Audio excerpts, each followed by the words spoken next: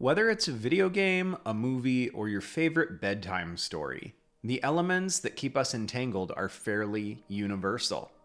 The story that is being told. There are a few things more fundamentally human than telling stories. The Odyssey and the Iliad, the Bible, such massive works of our shared human history, were largely auditory at first, told presumably around campfires and meals for hundreds, if not thousands of years before they were finally written down. And when humanity began to make its first physical art, it comes as no surprise that storytelling was an immediate component. It is nearly as fundamental a component of the art-making process as sharpening a pencil or putting that first mark on a blank page. In this episode, we are exploring storytelling, what it is, and why it is such a beneficial thing for your artwork. Greetings! My name is Zach. I'm an artist and an art teacher, and if this sounds like your cup of tea, please consider subscribing. And also, please pardon my voice. I am recovering from a cold at this point, but the internet waits for no man. So what is storytelling? Well, the National Storytelling Network defines it as such. Storytelling is the interactive art of using words and actions to reveal the elements and images of a story, while encouraging the listener's imagination. I suppose this definition makes sense, especially when used by an organization specifically dedicated to the literal telling of stories, but it gives us a wonderful set of bones to work with. By storytelling, we are revealing the elements and images of a story, while encouraging the viewer's imagination. To shift this to our particular needs, let's try this. Storytelling in art refers to the specific use of artistic elements and principles to reveal components of a story while encouraging the viewer to use their own imagination to consider the implications therein. We have a definition, but why do we care about this when it comes to our artwork? Think about all of your favorite pieces of art. When I say art, though, I don't want you to limit yourself to thinking about paintings and drawings only. Think about all of it. Movies, comic books, TV shows, drawings, and paintings that you stumble across on Instagram, whatever it might be. Nearly all of the art that is dear to us, that affects us in some real way, has a storytelling element at its heart. And much art that is mediocre in its quality or intrigue can be made far more interesting by the simple addition of storytelling elements. Okay, that little bit out of the way, let's explore some of the defined perks of introducing more storytelling into your art. Perhaps the most obvious benefit to the artist in introducing such elements is the purpose that it brings. If you are simply drawing a still life, the purpose is usually to practice, to hone a skill. But if you introduce something else into that piece, a tiny character, a slip of paper that is obscured and only partially legible, you have now introduced another and potentially more entertaining purpose for you as the artist. In two particular situations, this purpose is really beneficial: keeping your own interest so that you can work on something longer, and clearly defining your goal so your win conditions are known. Introducing basic storytelling elements into a boring piece, a mundane piece, can make it all the more intriguing. At a fundamental level, once you've got your fundamentals handled, it doesn't really matter where your skill lies if the piece is intriguing enough to hold on to someone's attention. And you can run into this, of course, in practicality, happening every single day. If you look at some of the videos here on YouTube, if you look at some of the artwork that's on Instagram that gets lots of really good positive feedback, it's not always the most eloquently put together work. A lot of it is just interesting and intriguing. When I was growing up, there was a lot of apprehension from the art teachers and adults in our lives about comic art, cartoon art, and anime art. It was hard as a teenager to wrap my head around why all of these older people hated the things that we loved so much. And it was really easy for us to look at it from our juvenile perspectives and just think that they were old, that they were outdated, that they were not keeping up with the times, yelling at the kids to get off their lawn and give them back their chickens. As an adult, though, looking at cartoons, at comics, at anime and manga, I've found that the thing that grabs most people is how interesting and intriguing those art forms are. A lot of anime doesn't necessarily require the same amount of background and skill to make something look decent and understandable. To get a photorealistic human to look correct and communicate the emotion that you want takes a long time, a lot of training. To get a simple cartoon figure to communicate emotion is not as complicated. In fact, cartoon by its very definition means something that is a stripped down drawing, an abstraction of something that is greater, something that is more full.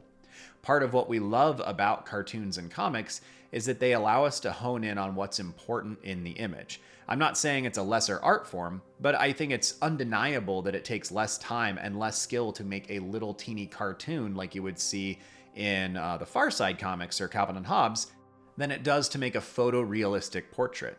The beauty of that simpler art form is that it allows you to communicate more interesting and intriguing and experimental things far more quickly. So the anime that we watched, the manga that we read, had all these awesome storytelling elements and these components that just made it such a living world to imbibe of. And the older people in our lives they had a hard time looking at that and understanding it. And I think now, looking back, what really drew me to those things, what continues to draw me to series like One Piece, is the world building, the storytelling elements that are embedded there. And that medium, I would say, frankly, that medium is better at doing it than totally realistic art. And that wasn't the goal of those art forms. It still isn't. The goal is not to be realistic. The goal is to communicate a story. That's the goal of the pieces. And knowing what your goal is in a piece, the goal of increasing intrigue, of pulling the audience in, can lead you to make some really interesting choices. Not only does it point you in the direction of more ethereal goals, but it will likely yield better results. And it also just gives you something to focus on. Audience engagement is the second of the benefits that I'd like to talk about. I studied graphic design at university, and one of the most basic things we learned, one of the things we came back to time and time again, was how to keep an audience focused on your artwork. We studied the rule of thirds, the concepts of movement, how you could use color or contrast to simply keep someone's attention on the artwork for a fraction of a second more. Often when it comes to making art, that's the difference between something working and something failing. Engaging your audience is one of the most fundamental things you can seek to achieve with your artwork. And despite the thoughts of many artists near to the beginning of their travels, how realistic or accurate something is does not engage your audience. And we actually mentioned this before, talking about cartoons and comics and manga. Personal connections are forged through more unique and nuanced aspects of a piece of work. Sure, work that is immaculate, bearing no discernible errors, is impressive, but often the intrigue stops there. If you've ever been to an art museum and you've been exposed to photorealistic pieces like paintings by Chuck Close, these gigantic portraits, they are incredible. Though in that case with his work, most of the incredibleness comes from the fact that these pieces are like 5 by 9 feet. They're just incredibly huge. But paintings like Water Lilies by Monet, Girl with the Pearl Earrings, or Starry Night grab people as paintings that are far less categorically realistic. Each of these employs other elements, intrigue, mystery, even unique brushwork to pull an audience in, to forge a personal connection with the viewer. There's something intriguing about the colors that are used. Sometimes the backgrounds are not particularly discernible, and that allows the viewer to come up with their own ideas about what might be there. Some people will see one thing in the background, some will see another. When you look at Starry Night, for example, there's this rising, billowing dark shape in the foreground that many people that I have talked to over the years think is a dark fire. In truth, it's a cypress tree, which I'm almost entirely sure of just based on my own research, but also in having been to that chunk of the world, those shapes, those trees are not uncommon. But if you're viewing this from England or portions of France or the US where those trees, those kinds of structures are not common, your imagination runs with those things. When you look at the actual night in Starry Night, what is being represented there with these waves of color moving through the sky? Well, I would imagine if you live in the far north or the far south, you probably think of that as being the northern or southern lights, respectively. But if you live like I do in the center of the United States and haven't actually seen the northern lights, even though you've been to Iceland multiple times and looked for them and actually don't believe they exist now because how could they? But if you lived in a place where you see those kinds of things, they're a part of your life, you are going to let your imagination run without even knowing that's what you're doing. You are imparting your own personal experience into that piece of artwork. And that's the beauty of it. the storytelling elements of a piece of artwork that leaves elements up to the viewer to discern is a wonderful, wonderful thing. Emotional resonance is a fantastic goal when it comes to employing storytelling elements in your artwork. Think of these elements like bait on a fishing hook. You cannot catch every fish with a mere worm, nor are you going to lure in a shark with a piece of old crusty bread. Each storytelling element you add to a piece is like a single rod holding onto something beneath the surface of the water. One hook set to secure a viewer. If you have too many, the fish knows something is afoot. But having a few will draw in distinct and unique viewers. And art shouldn't try to be for everyone. Your art is unique. It comes from a single human who births it into this world, and it will appeal to some and not to others.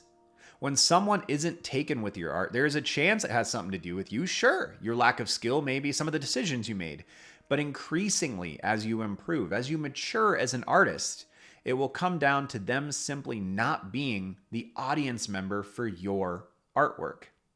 Each unique human is drawn to a unique manner of art, and the storytelling elements are often what bind people to something, what pull them in the first place. Storytelling elements can also aid when you're trying to make creative decisions about the piece of artwork before you. When you have a desire or a need to put storytelling elements into your artwork, it starts to aid in some of the decision-making components. When I think back to the Inktober pieces from 2023, I have to think about how I got started there. The first piece was just simply riffing off of the idea, the prompt that was given to us. But after that, I slowly started to introduce storytelling elements. I wanted to have a character that moved through all the pieces. Now, I've talked about this a lot of times on this channel. I don't want to bore you, and I'm not going to drone on about it.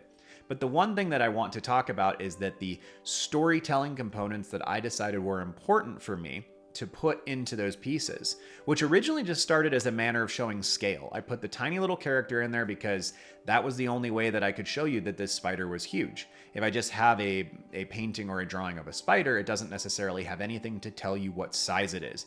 But when I put a little person in there with this little lamp lighting it up, not only do I get really interesting contrasts, but now you know this thing is massive. That's all that it started with. But as I continued to put these storytelling elements into each piece, I had to think about the composition in a different way. How am I going to frame this character? Is this character intimidated, amazed, awed, scared by what they're running into? All of those things, those decisions, I was able to focus on in a different way because the storytelling elements were there. Naturally, this made the pieces more intriguing, obviously, but it helped me make decisions. And there's a lot of decision-making paralysis that happens when you're trying to do the sketching and the layout and the composition of a piece. It's often where I get frozen. I get really excited in my head about this idea, and then I get frozen the second I try to figure out how to frame the thing. Another interesting component here is that if you add a character like I did into a piece, you're adding a viewer analog. You're adding a point of view for the viewer to look through. Now, I can't say that without immediately being taken back to Tolkien's work, The Hobbit and The Lord of the Rings. He includes the hobbits particularly because it allows us to have an innocent and an ignorant view to look into that world. The world of Middle-earth is very complicated, and when you got characters like Aragorn, Gimli, Legolas, Gandalf in this group, they know so much more than we do as a viewer. But we are kind of akin to those hobbits who just got ripped out of their home. They had their normal life. They knew what life was going to look like. We can see the world through their eyes. They are our analog into that world. And you see this later when the party gets split up. Our analog becomes either the human characters that are there or Gimli, the dwarf, because we're going to the most ignorant perspective in that situation. Sorry, Gimli, we love you, but you're only a couple hundred years old, and Legolas and Gandalf are ancient, and Aragorn is the son of Numenor. So this is just what happens, sir. Compositional choices are often easier to make when you have a particular point of view you are displaying. If you were trying to draw a dragon, getting a perspective on size, on threat, on anything intriguing beyond the teeth and scales, adding a character and framing out the beast can be one of the easiest ways to up the tension and mystery by an exponential factor. I struggle with composition, but when I have to think about the character I am putting into a scene, I can immediately go, well, how does this character feel here? If they are feeling small and anxious, having them at the bottom of the scene before some gargantuan thing might help me out. If they feel elated, if they are joyful, and that's what I want to focus on in that moment, then they can take center stage. If they're at the top of the scene looking down on things, it gives a very different perspective than it would otherwise. All of these are beneficial, are advantageous to me as an artist because they allow me to control a little bit of what's going into it and a lot of what the viewer is taking from it. Composition is actually a wonderful thing to talk about when it comes to this aspect, to storytelling components. What you decide to leave in the piece, what you decide to take out of the piece, really physically can be totally determined by your composition and by what you're trying to achieve. So if you have that dragon again in your scene, do you have the whole dragon? If you have the whole thing, it's often going to look much more like an anatomical study. But if you have your tiny little character, and they're before just the face and the maw and maybe the forelimbs of this massive dragon, that gives a fundamentally different image than if it's the little character, the whole dragon, and then the landscape dwarfs them. Whatever the biggest thing is in your composition, it's going to have an intimidation factor or an importance factor, depending on whether it's positive or negative, essentially. But if you have that tiny character in front of a massive city and the city dominates the composition, that city is obviously very, very important. If that city is in the distance, kind of like when they're coming up on Minas Tirith in the Return of the King movie, Minas Tirith is really important, obviously, but the composition's interesting because the mountains are actually the predominant structure in that image. Now, it shifts almost immediately to viewing Minas Tirith from the bottom, where it dominates the composition. So you get that single shot at the beginning that is setting the stage for things. But as soon as they zoom in, the next 2 minutes is just Minas Tirith, close up. There's barely anything else beyond Minas Tirith that you can see. That is a set of compositional choices that have been made to show how important this thing is.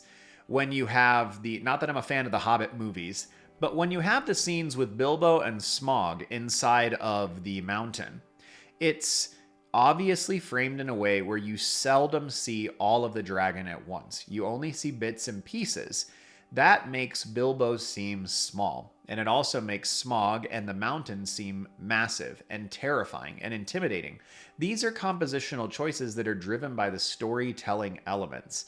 Composition, therefore, benefits tremendously from including those kinds of elements. Focusing on story, having that solid goal in mind, can help you decide whether to leave an element in or to cut it out. I don't know about you, but I always seem to have more things that I want to put in a piece than I have time for. And when I have a more specific goal for what's going on, it becomes easier to decide what gets to stay and what has to leave. Maybe in that dragon piece, you wanted to have the entire hoard of treasure underneath. Well, does that actually benefit what you're trying to get across? Might it not be better if this is a comic to have the next scene zoom in on a particular piece of the treasure?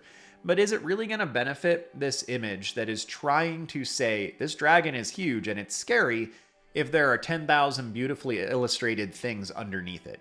Probably not. I'm a fan of stories that have lots of extraneous details, things to sink our teeth into, but it's easy to include things that contradict the other points of the piece, or maybe even answer too many of the questions, leaving less up to the audience mind to try and decipher. The clearer your goal surrounding storytelling, the clearer it is for your movement forward. It makes it easier to understand how to make these decisions, and it can guide your hand as the artist. Skill building is the next thing that I want to look at with storytelling. So for a moment, let's bisect this. We are talking about the skills of including storytelling elements, putting them into your pieces, but then also the ancillary skills that come alongside them. Storytelling skills, of course, if you focus on a thing, it's going to get better, generally speaking. If you put more intentional time into your storytelling elements, you're probably going to get better at it.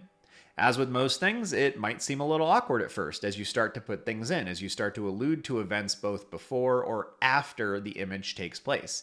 But over time, you will hone in on this and figure out what works for you. This seems to me to be the case for working on almost any artistic skill. I can copy someone else's method of doing something, but until I do it enough for myself, I don't really gain a true understanding of it. Storytelling aspects of your work will function similarly, being skills that are honed over time and over repetitious use.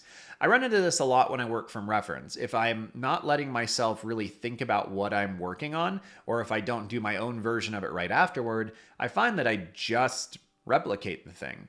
Right now, we're studying birds on the Discord server for this week.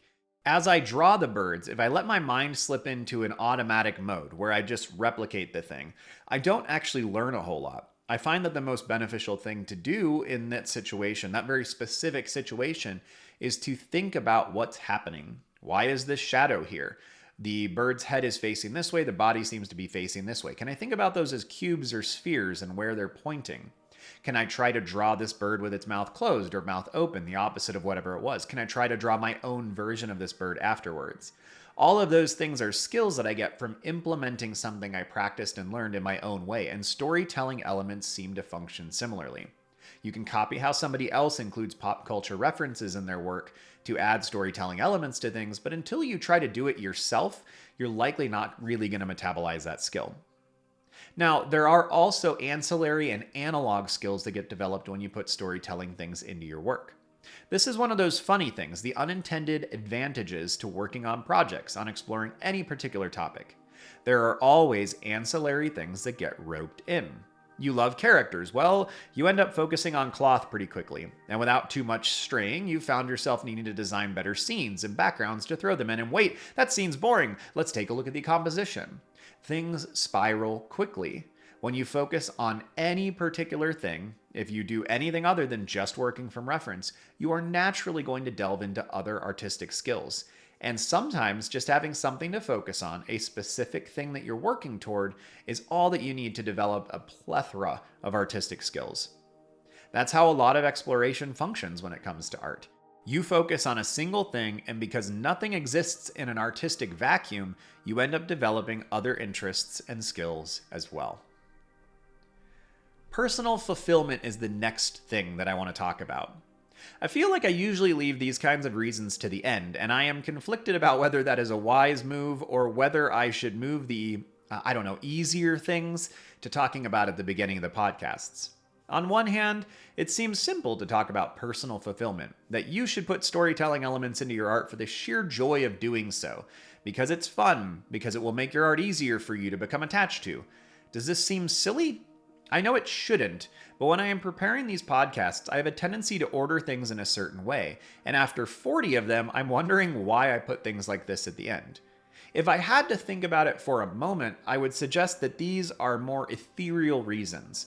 That if you are listening to this podcast, and the first thing I say about why you should do something artistically is because it'll make you happy, that might give the illusion that that's what the rest of the podcast is going to be.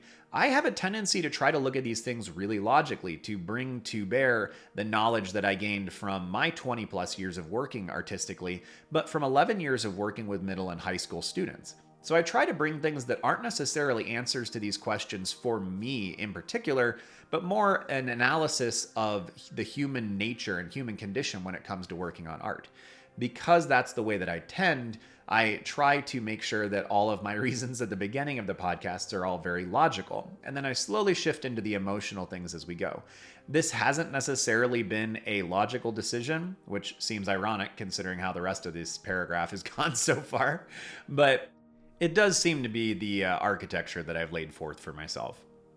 But personal fulfillment is likely the biggest reason any of us got into art in the first place, right? We make art because we want to make art, because it makes us happy, or because we have something to say, something to get off our chest.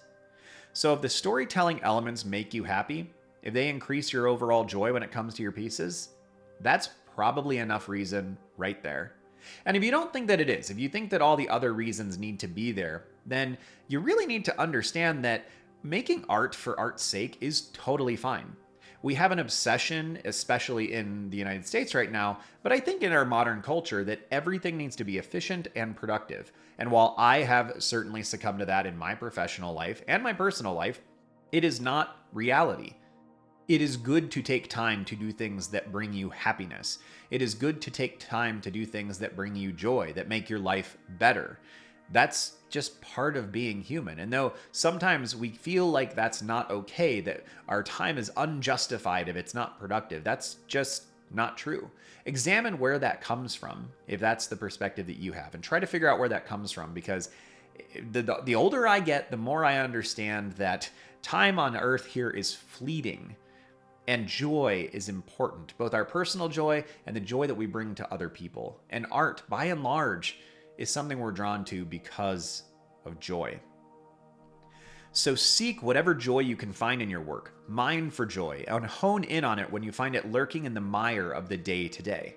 It can be an elusive thing, but what a wonderful thing. All right, let's go over some practical ways to integrate storytelling elements into your work. Try introducing a character. This can be a character that occurs a single time, or it can be a character that is recurring in a lot of your artwork. I find that it's often far more intriguing if you place a character into a situation. Yes, landscape paintings are wonderful. Still lifes are beautiful, sometimes, to look at.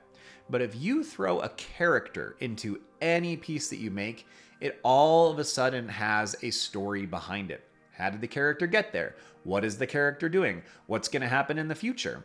And you can do a lot of things by just implying tension, by having things that appear to be in motion, things that are inevitable as you look at the image. This can also help in the exploration of characters and human analogs in your work. If you have a character, like I mentioned before, it allows the viewer to put themselves in that perspective, to look at that image and try to imagine what it would be like for them to be there.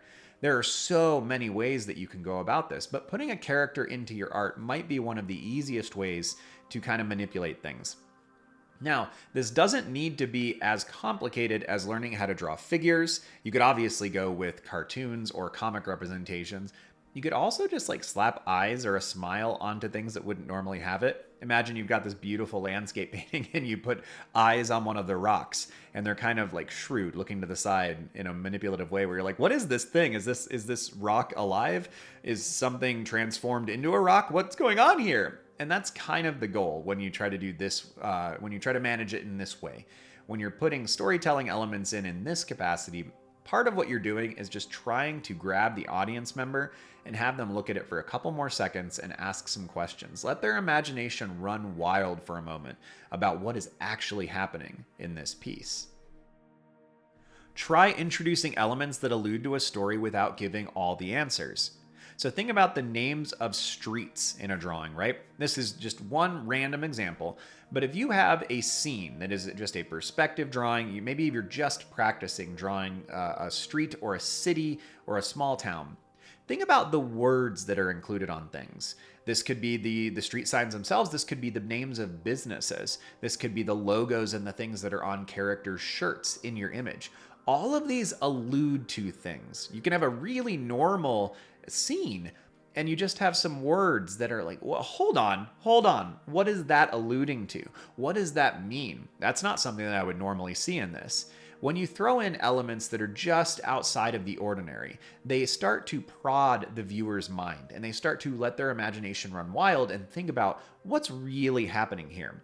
Think about the buttons or logos that the characters have on their garments, if they have things on their purses. Including pop culture elements has been a popular thing to do for a long time now, but it's still kind of fun. Throwing emojis into things where they wouldn't normally be represented is a little bit intriguing. Think about it if you have like an old Western scene, but like the guy has a smiley face on his shirt. Is that relevant? Like not particularly, like logical, but it might be really interesting. It might give just a slight twist to whatever it is that you're putting together. Think about a scar or a broken piece of armor and what those things might allude to. You could, of course, paint that Death Knight in beautiful armor, but what if they're missing an eye? What if they're missing a finger on one of their hands? What if there's a big notch out of the halberd that they're holding? All of these kinds of things, just breaking the normal, is going to give you something to grab onto as a viewer. This could be if you're representing a car and there's one ding, the mirror's missing. Pulling things out of an image as well as throwing things into an image can just cause the viewer's mind to have something that they're curious about. And really, that's mostly what you're doing here. You're trying to create curiosity in the viewer. And you can kind of spark it in yourself as well. Don't feel like you have to have the answer to why this is the way it is. You're the artist, but you're also the architect of the story. And so you can play with those elements. Nobody needs to know all of the answers. Often imperfections make things more realistic. So think about messing things up. This is something that I alluded to just a moment ago, but you can always introduce an element of storytelling by messing with the forms and shapes that already exist. Is the moon hanging in the background of your landscape? What happens if you take a chunk out of the moon? That's a little weird. What if it looks like there's bite marks on the side of a tree? If you start pulling things apart and messing with things, making things imperfect, which is part of what they are in reality, you're going to create some more intrigue. This also helps add a semblance of realism and escaping the uncanny valley as well. We as humans know that the human face is not entirely symmetrical. We know that things are very seldom perfect when we look out at the real world. And so if you artificially put things in that are imperfections, you're taking chunks out of things, you're adding additional things on that people wouldn't like, those things make your piece feel more believable. And sometimes this happens by accident, especially if you're working with traditional media. A rogue brushstroke, a drop of ink on your piece can do something where you're like, dang it, that's not where I wanted that to be. I wanted that to be a white area. Well, now you get to play with it. Now you get to do something else. Try telling the story of what happened before the scene. If you are depicting a battle, don't focus solely on what is happening right now, but what happened 30 seconds prior. Was someone wounded? Did the warrior have to step in? What is the weather like? Weather is an important one. I feel like we can think of that as an afterthought so frequently. As I'm writing the book that I'm working on right now, I try to always be thinking about smells and the sensations of touch and of feeling, because those are the things that we often leave out most frequently when we write. When we write, we often talk about what things look like. I'm trying to make sure that I include all these other things, but weather is a frequent one that comes up. Like, is it humid? Is it hot? Is it cold? Is the air dry? Is it raining? What is the rain doing on the ground? Those kinds of things can make your image so much more intriguing by thinking about these atmospheric elements and the impact that they have on things. But all of these make the images more interesting because they make the scenes feel more like real life. Just like we were mentioning a moment ago, more imperfections make it feel more believable. And remember, we don't have all the answers in our world, and it's part of what makes things so interesting.